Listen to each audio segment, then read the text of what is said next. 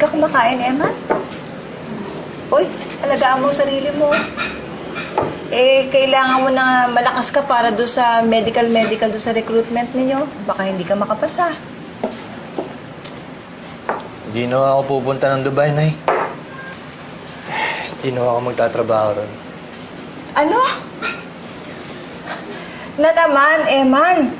Bakit ba? Sino ba pumipigil sa'yo? Yan ba na namang asawa mo?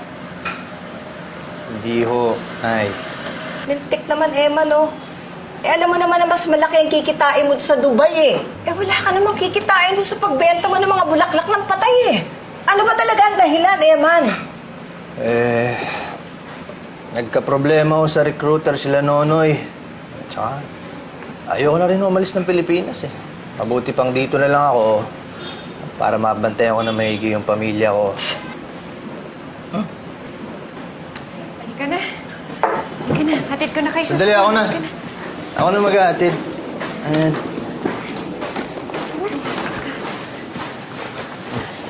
Iingat kayo, ha? Be good in school, ha? Kiss mo na.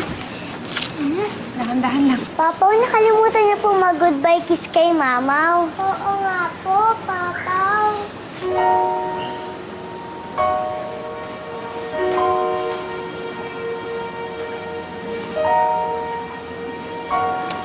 Dito kayo. Dito kayo, malilate na tayo. Oras na.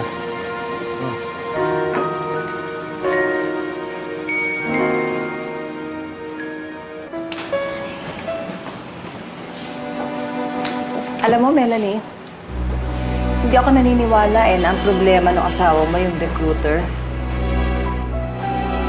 May problema ba kayong mag-asawa?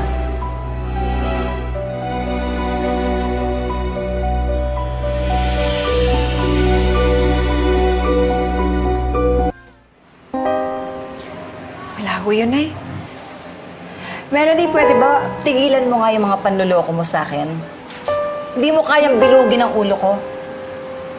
May problema kayong mag-asawa, sabihin mo sa akin, ano ba talaga ang dahilan? Hindi po, Nay. Wala ho yun. Wala yun. Huwag mo nga akong pinagluloko, Mel, ha? Alam ko pagka nag-aaway ang mag-asawa. Kanina nga nakita ko, eh.